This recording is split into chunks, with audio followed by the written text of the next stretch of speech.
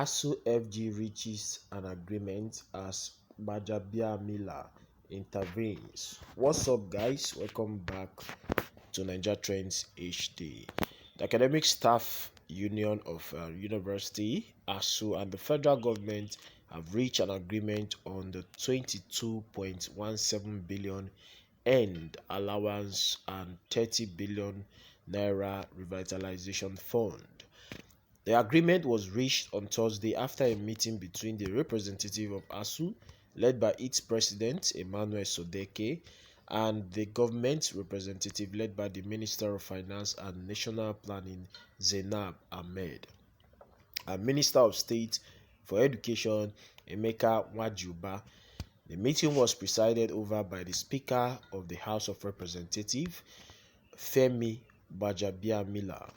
The House had on Tuesday resolved to intervene following a motion by Julius Yombere, APC Edo. Following the motion, the Speaker announced that he would be meeting the Union and FG. The Union had on Monday issued a 3-week ultimatum to the government to implement the agreement both parties reached, failing which it would embark on strike. Mr. Gbajabiamila, in his opening remarks, said strike action should be the last resort and also criticized the government for failing to fulfill its part of the agreement. At the meeting, Mr. Osodeke said the union had given the federal government several opportunities to fulfill the 2009 agreement and other agreements signed. He noted that the minimum the union was willing to entertain was that the government should pay the 30 billion naira agreed as part of the 220 billion naira tranche for the revitalization of schools and the 22.17 billion naira in allowances. That they met in August 2021, that he returned to his members that they should not be agitated, that they have promised and everything. He told his members that they have that the government have promised and everything will be sorted out by August. When none of it was implemented, they met again in October 14th. They were assured that all things will be resolved by the end of October, Mr. Osodeke, a professor, said. According to the Asuu president, the union decided to take drastic action after the inability of the government to implement the agreement. Mrs. Ahmed said the Minister of Education already gave a directive for the money to be paid. She noted that all the funds will be released within a week. The minister assured the union that the end allowances will not be affected by issues of sharing formula. Non-academic staff unions of education and associated institutions, NASU, the Senior Staff Association of Nigeria University, SANU, and the National Association of Academic Technologies, NAT, are opposed to the sharing formula for the end allowances.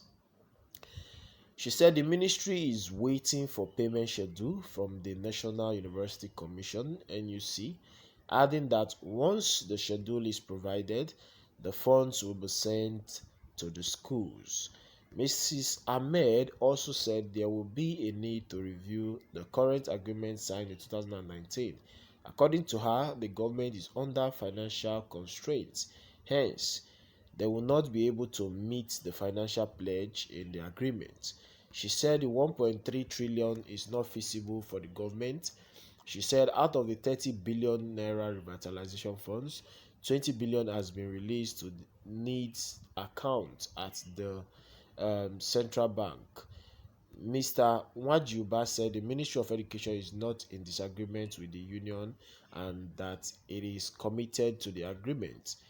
One of the Integrated Payroll and Personnel Information System (IPPIS), Mr.